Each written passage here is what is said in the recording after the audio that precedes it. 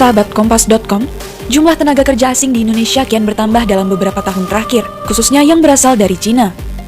Menko Bidang Kemaritiman dan Investasi Luhut Binsar Panjaitan mengatakan, hal ini disebabkan oleh kurangnya SDM terampil asal Indonesia dalam bidang tambang dan smelter.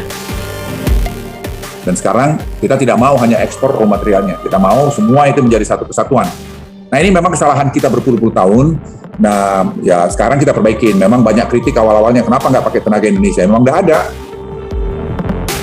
Menurut Luhut, beberapa perusahaan kesulitan menemukan SDM Indonesia yang kompeten di proyek smelter kawasan industri Weda Bay Halmahera Tengah. Adapun kawasan industri di daerah Indonesia Timur ini dibangun oleh perusahaan dari 3 investor Cina.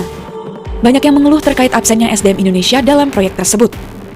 Namun, Luhut mengungkapkan bahwa memang tidak ada SDM asal Indonesia, sebab pihaknya bertahun-tahun tidak memperhatikan bangunan politeknik yang berkualitas di daerah tersebut. Ia menambahkan, ruang kontrol di kawasan industri Weda Bay diisi oleh lulusan yang tak sesuai bidang akibat minimnya SDM yang sesuai kualifikasi.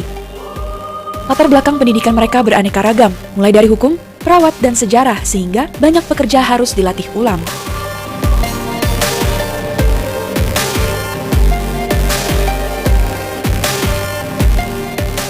Selain Luhut, Menteri Investasi Bahlil Lahadalia turut menanggapi kritik terhadap banyaknya TKA Cina yang masuk ke Indonesia. Menurut Bahlil, makin banyak TKA yang masuk maka akan memperbesar potensi investasi di Indonesia. Hal ini kemudian akan menciptakan banyak lapangan kerja.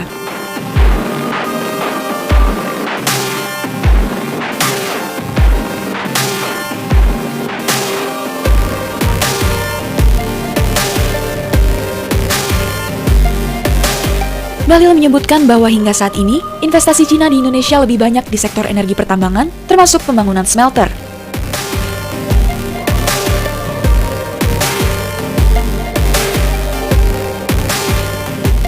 Berdasarkan data Kemnaker pada Mei 2021, tercatat ada sebanyak 92.058 TKA di Indonesia. Jumlah ini turun dari tahun-tahun sebelumnya, yakni pada 2020 sebanyak 93.374 TKA dan 95.168 TKA pada 2019. Keberadaan TKA di Indonesia kini sebagian besar disebut dalam rangka investasi penanaman modal asing. Tujuannya untuk menunjang pertumbuhan ekonomi, memperluas kesempatan kerja, dan mempercepat pembangunan infrastruktur nasional. Diketahui, ada 2 perusahaan smelter yang mempekerjakan TKA Cina di Indonesia, yaitu PT Future Dragon Nickel Industry dan PT Obsidian Stainless Steel yang berada di Sulawesi Tenggara.